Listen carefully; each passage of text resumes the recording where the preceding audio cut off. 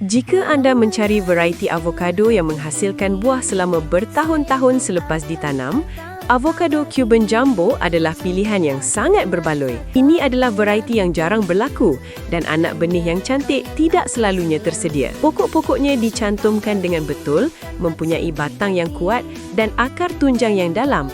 Jadi ia berakar dengan cepat, kurang terdedah kepada penyakit dan sangat mudah dijaga. Apabila berbuah, avokado Cuban Jumbo menonjol dengan saiznya yang besar, isi kuning berkrim dan biji benih kecil, menghasilkan sejumlah besar isi yang boleh dimakan.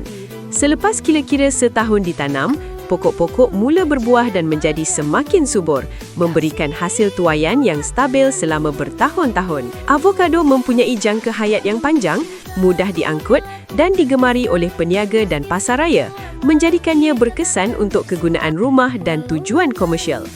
Anak pokok kini berada dalam keadaan yang sangat baik dan sedia untuk ditanam. Kuantitinya terhad.